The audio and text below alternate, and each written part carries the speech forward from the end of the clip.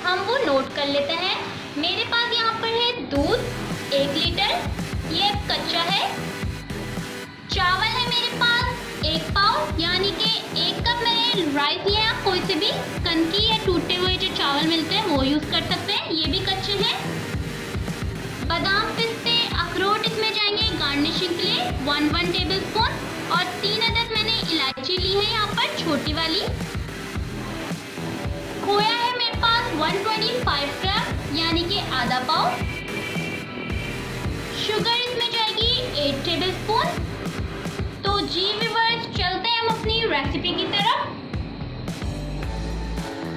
सबसे पहले मैं जब तक दूध को बॉईल कर लेती हूँ, फिर हम अपने आगे के प्रोसीजर की तरफ चलते हैं कि हमें कैसे कैसे स्टेप बाय स्टेप क्या चीज़ें यूज़ होंगी।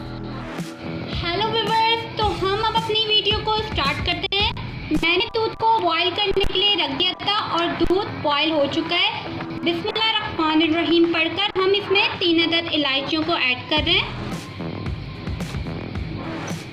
इलायचियों की इसमें अच्छी सी स्मेल आ जाएगी।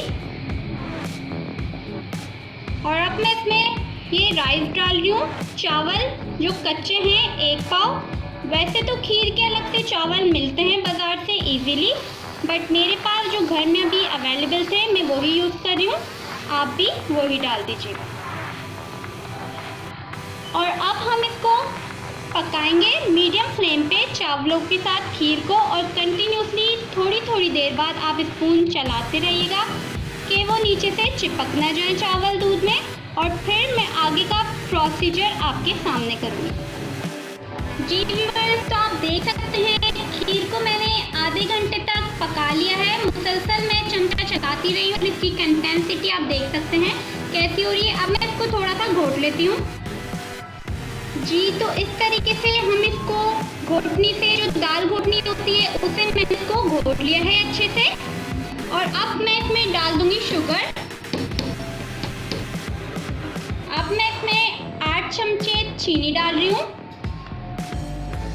और साथ ही मैं इसमें खोया भी ऐड कर दूंगी। 125 ग्राम मेरे पास खोया था, वो ऐड करके इसको मैं थोड़ी देर और पकाऊंगी ताकि चीनी का जो पानी है वो ड्राई हो जाए। और फिर मैं आपके सामने इसको सर्व करके दिखाती हूँ। खोया भी मैं डाल रही हूँ इसमें, देख सकते हैं आप। और इसको अच्छे से मिक्स कर लेंगे। थोड़ा खोया मैं ऊपर गार्निशिंग के लिए छोड़ूंगी। अब इसको मैं अच्छे से मिक्स करके 10 मिनट तक पकाऊंगी और फिर आपके सामने सर्व करके आपको दिखाती हूँ। जी व्यूअर्स, आप देख सकते हैं खीर हमारी बिल्कुल रेडी हो चुकी है।